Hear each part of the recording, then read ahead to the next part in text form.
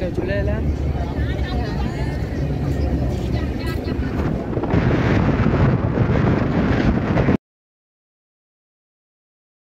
নমস্কার বন্ধুরা, আজকে আরও একটি ট্রেনের ভিডিও নিয়ে চলে এসেছি আপনাদের সামনে।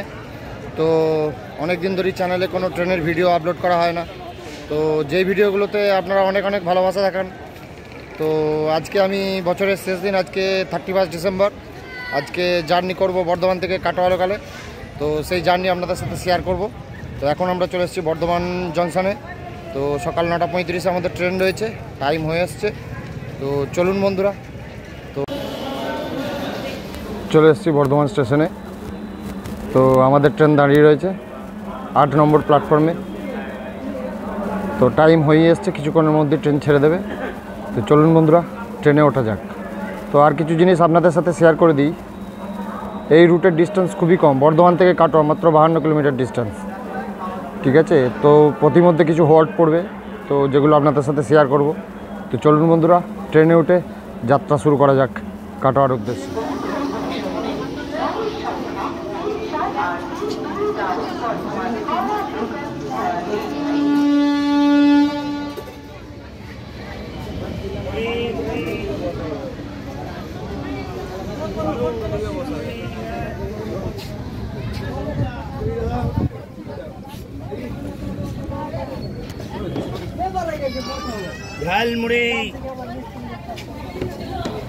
চলুন বন্ধুরা, ট্রেন চলতে চলতে জেনে নেওয়া যাক বর্ধমান কাটোয়া রুটের কিছু গুরুত্বপূর্ণ তথ্য।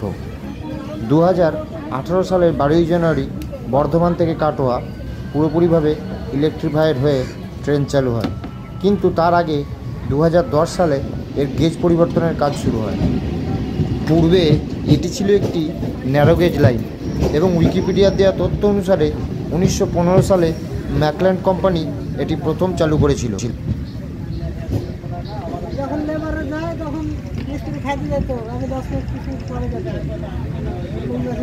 এদিকে আলাদা হয়ে গেল দুর্গাপুরের লাইন, দুর্গাপুর আসানসোল।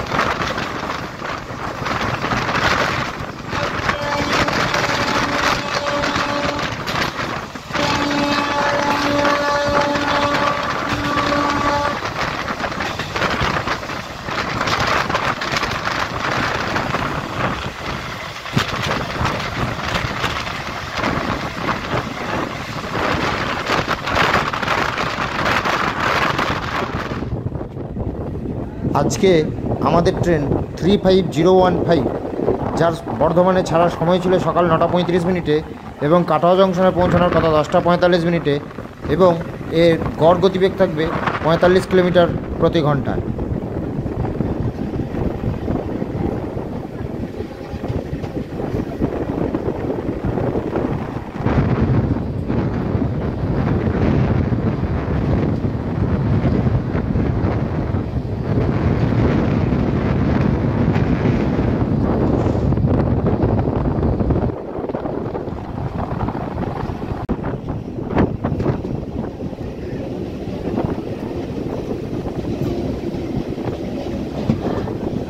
শীতের সকালে কুয়াশার চাদর কাটিয়ে রোদকে সঙ্গী করে ট্রেন আমাদের এগিয়ে চলেছে কাটোয়ার দিকে।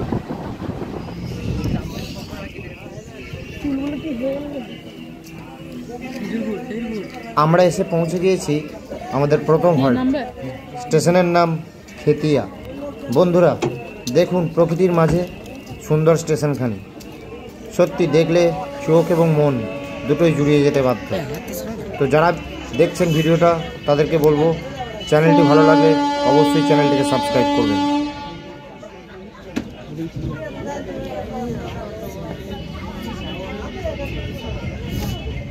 কোথায় যাবি তোরা? কাটোয়ার কাছে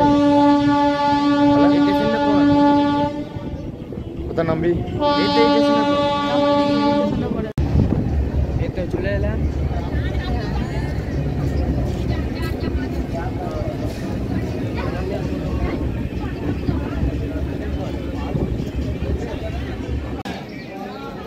আস্তে আস্তে যাবা।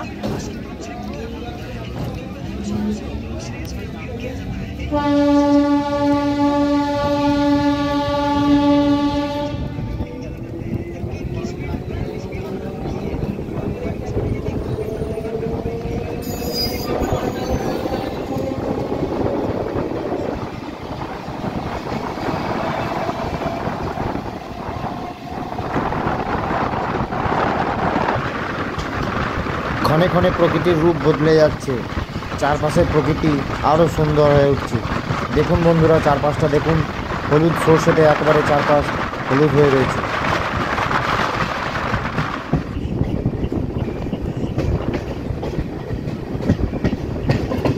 এটি যদিও সিঙ্গেল লাইন, কিন্তু এখানে ক্রসিং রয়েছে।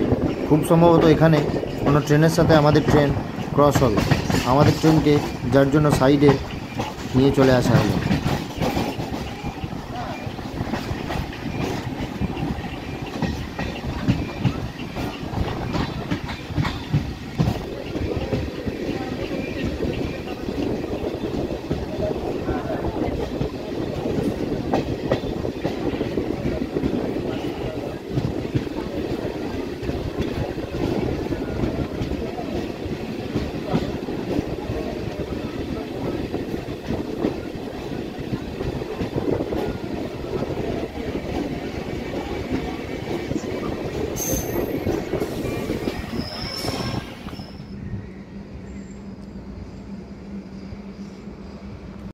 আমাদের ট্রেন এখন দাঁড়িয়ে রয়েছে কারজানাতে। তো এখানে ক্রসিং হবে, ওদিক থেকে ট্রেন এলে তবেই আমাদের ট্রেন ছাড়বে। ট্রেন এসে গেছে।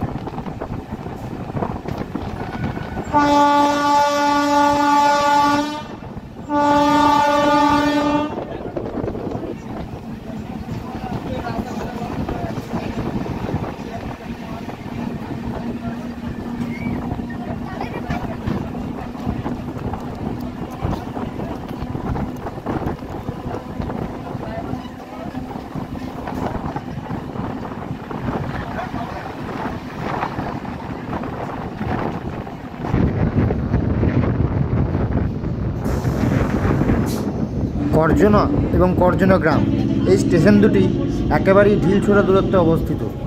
আমার মনে হয় ছোটো লাইনের ট্রেন থাকার সময় এই স্টেশনগুলো যেহেতু ছিল, সেই হিসাবেই ব্রডগেজ হওয়ার পরেও এই স্টেশনগুলি এখনও রয়েছে।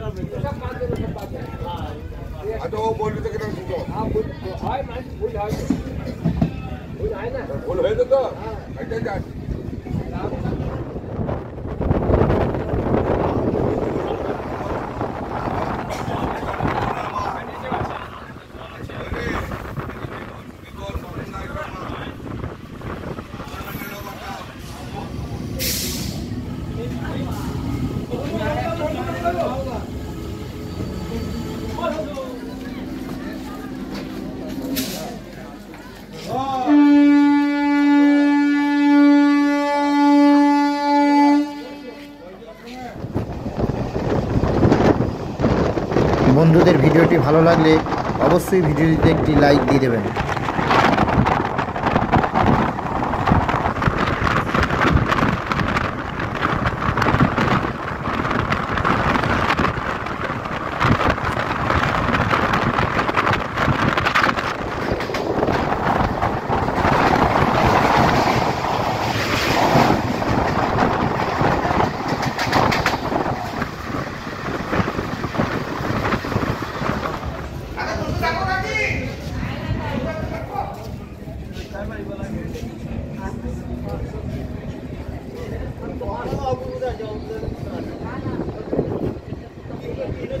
দেখতে দেখতে আমাদের ট্রেন চলে এসেছে আরেকটি হল্ট বনকাপাসি।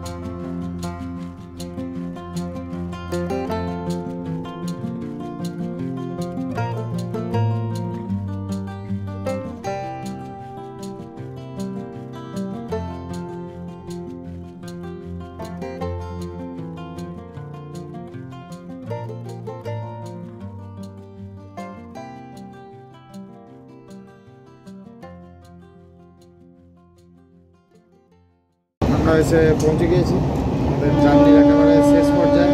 ট্রেন মোটামুটি চলেই আসছে, এখনই ট্রেন কাটোয়া স্টেশনে ঢুকে যাবে। তো বন্ধুরা, সমস্ত স্টেশনগুলোর ভিডিও করে আপনাদেরকে দেখালাম, কেমন লাগবে অবশ্যই জানাবেন।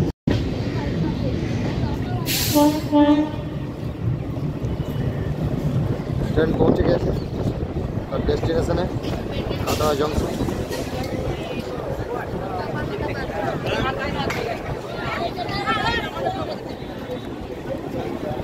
এখান থেকে আমোদপুর যাওয়ার জন্য লাইন ভাগ হচ্ছে, এখান থেকে আজিমগঞ্জ যাওয়ার জন্য লাইন ভাগ হচ্ছে। ভিডিওটি দেখার জন্য অসংখ্য ধন্যবাদ আপনাকে। যদি আপনি চ্যানেলে নতুন হন তাহলে অবশ্যই চ্যানেলটিকে সাবস্ক্রাইব করুন।